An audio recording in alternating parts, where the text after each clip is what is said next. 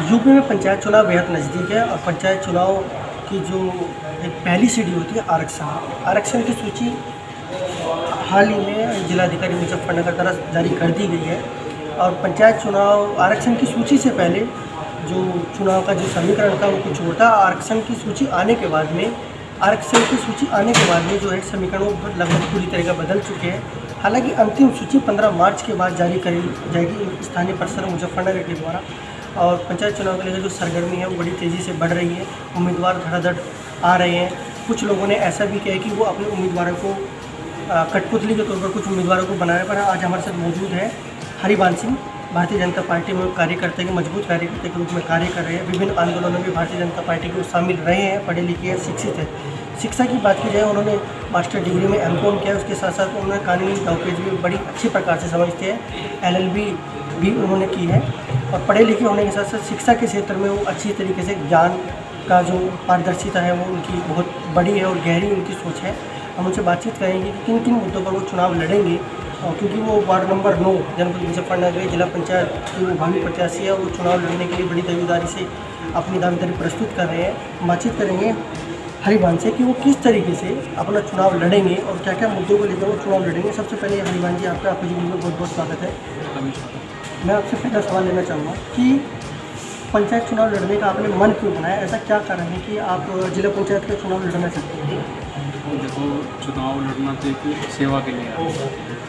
कोई भी सामाजिक सेवा हो या अपने क्षेत्र के विकास के लिए चुनाव लड़ना आसान तो नहीं होता है, लेकिन अगर समाज सेवा में आ जाना है तो उसके लिए किसी रूप से चुनाव में आ जाना। हरिवंश जी, किन किन मुद्दों को लेकर आप चुनाव लड़ेंगे? क्योंकि जो मुद्दे होते हैं वो चुनाव में अहम भूमिका निभाते हैं, उनका होना अति आवश्यक होता है।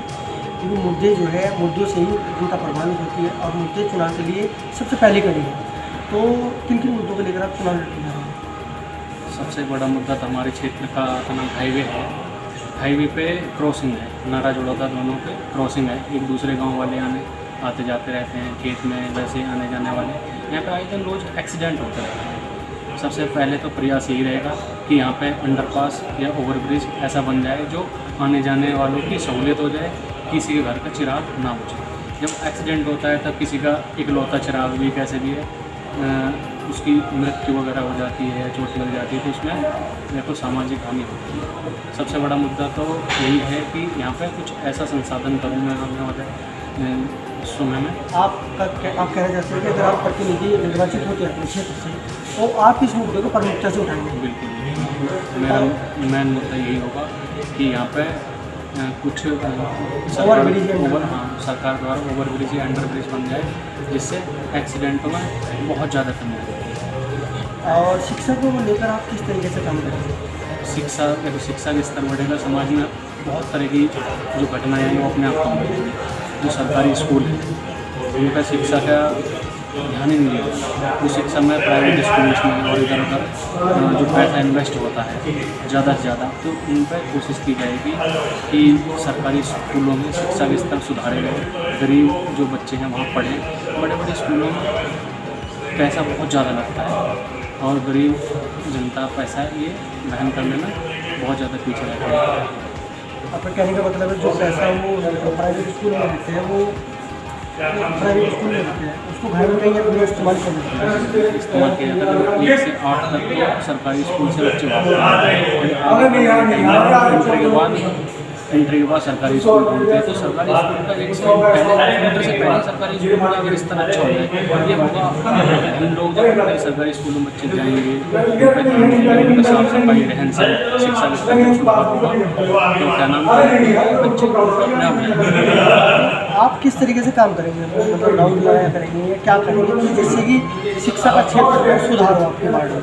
जब हम स्कूलों में जाएंगे उनको प्रोत्साहन करेंगे और अभिभावकों को कहेंगे, अध्यापकों को कहेंगे कि उसमें थोड़ा शिक्षा के स्तर सुधारें, साफ सफाई पर ध्यान दें, बच्चों पर ध्यान दें, पढ़ाई के स्तर पर ध्यान दें, तो अपने आप उसमें मिट जाएगी हर तरीके से फ़ायदा। वो सरकारी स्कूलों में बहुत ज़्यादा सरकार ध्यान दे रही है, लेकिन हम लोग और अध्यापक भी अब वो उस पर अगर ज़्यादा ध्यान दिया जाएगा तो अपने आप फर्क आएगा, शिक्षा का स्तर सुधरेगा। IAS PCS ये भी 3 स्कूलों से निकले हैं।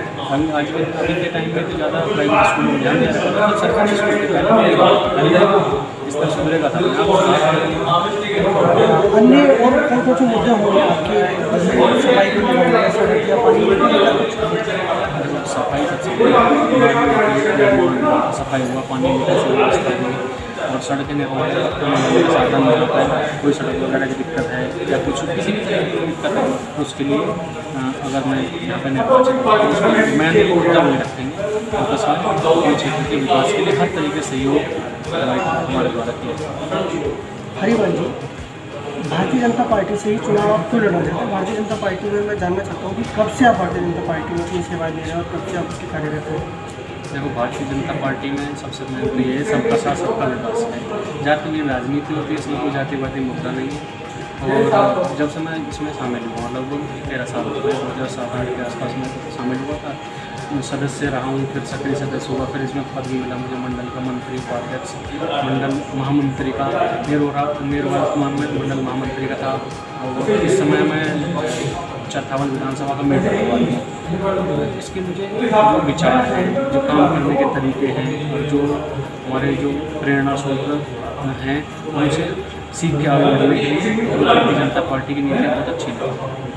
मैं बात करूँ भारतीय जनता पार्टी में, आपका पसंदीदा नेता कौन है? माननीय अटल बिहारी वाजपेयी ये मेरे सबसे पसंदीदा नेता। उसके बाद जितने महापुरुष बड़े नेता हैं सभी हमें पसंद ही हैं। मैं इनको सब पसंद है। जिले की राजनीति की बात की है तो जिले में आप किसको अपना आदर्श मानते हैं? माननीय अपना आदर्श मानते हैं।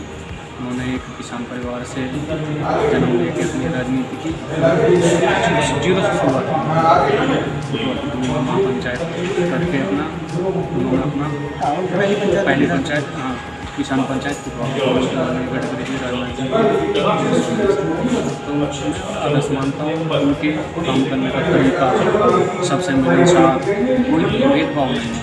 ये नहीं है कि ये मेरा है ये तेरा है। हर किसी के सुख दुख में हमने जब भी कॉल किया, दिन हो चाहे रात हो, कॉल का जवाब आया। अगर फ़ोन नहीं उठाया तो उससे बात दोबारा फ़ोन आया ही आया। बड़ा फायदा। क्या राजनीतिक पृष्ठभूमि है, परिवार से पहले राजनीति में रहा है? मेरे परिवार से कोई भी राजनीति में नहीं रहा। मैं पहला ही ऐसा सदस्य हूँ जो मैंने राजनीति को ही अपना एक सेवा सुनी। आपका परिवार राजनीतिक पृष्ठभूमि का नहीं है तो आपको राजनीति में क्यों चुनी? तो जनता आपको मौका क्यों दिया और क्यों आपको जनता को अपना प्रतिनिधि चुनना सबका है, लेकिन एक पढ़ा लिखा, एक समझदार, पढ़ाई लिखाई क्यों की जाती है? इसलिए की जाती है ताकि जनता की कोई भावनाएं, मतलब कोई मुद्दे समझ सके, कानूनी दांव पेच भी हो सके, उनको समझा सके और समझ सके। दोनों चीज़ें पढ़ाई इसीलिए जरूरी है। मैं पढ़ा लिखा हूँ, अपना हक मांग भी सकता हूँ और दूसरे हक दिलाने के लिए सहयोग भी कर सकता हूँ। मैंने M.Com LLB की है। LLB की पढ़ाई के मतलब जो की है, कानूनी रूप से मैं अपने हक के लिए लड़ना भी जानता हूँ। तो अपना प्रतिनिधि चुनेंगे अनपढ़ और एक पढ़े लिखे में यही अंतर होता है। अगर वो पढ़ा लिखा चुनेंगे तो उसको हर तरीके से मतलब कि कानूनी रूप से अपना हक भी दिलाने के आगे आएगा। उसके किसी भी तरीके से वो समझ भी सकता है, समझा भी सकता है। अनपढ़ तो सीधा अपना सीधा ही रास्ता देखना, क्या करना क्या नहीं करना। तो अपना प्रतिनिधि पढ़ा लिखा चुने, इसलिए वो अपने ऊपर कह सकता हूँ। तो ये थे हमारे साथ में हरिवंश सिंह मुजफ्फरनगर के वार्ड नंबर 2 से जिला पंचायत सदस्य पद के लिए भावी उम्मीदवार है। वो बड़ी मजबूती से अपनी दावेदारी कर रहे हैं। उन्होंने बातचीत में हमें बताया कि वो किस प्रकार से चुनाव लड़ रहे हैं, क्या क्या उनके क्षेत्र के मुख्य मुद्दे हैं। मुख्य मुद्दों में उन्होंने नरा और जोड़ोदा के बीच का जो हाईवे है उसके वहाँ अंडरपास या ओवर ब्रिज के लिए एक अपना हक मांगने के लिए उन्होंने बोला कि मैं उसके लिए प्रयासरत रहूँगा। उसके साथ उन्होंने शिक्षा और चिकित्सा के क्षेत्र में बेबाकी से अपनी बड़ी बेबाकी बनाए रखी। उसके अलावा उन्होंने बताया कि वो राजनीति में क्यों है। उन्होंने एक बड़ा अहम बात की हमसे बताया कि क्योंकि पढ़ा लिखा और अनपढ़ में उन्होंने अंतर समझाया। बड़ी साधारण तरीके से उन्होंने बताया कि पढ़ा लिखा होना इसलिए ज़रूरी है क्योंकि वो मुद्दों को समझता है, मुद्दों की जानकारी उसे होती है, इसलिए पढ़ा लिखा होना प्रत्येक क्षेत्र के लिए बड़ा आवश्यक होता है। तो इसीलिए हरिवान बड़ी मजबूती से अपने दावेदारी रख रहे हैं। ये तो वक्त तय करें कि हरिवान अन्य उम्मीदवारों पर कितना भारी पड़ते हैं, क्या राजनीतिक पृष्ठभूमि में उनका क्या उज्ज्वल भविष्य है और क्या वो अपने आप को राजनीति में टिका पाएंगे, ये तो वक्त ही तय करेगा। खैर पंचायत चुनाव नजदीक है तो हरिवान बातचीत करने के लिए आपका बहुत धन्यवाद।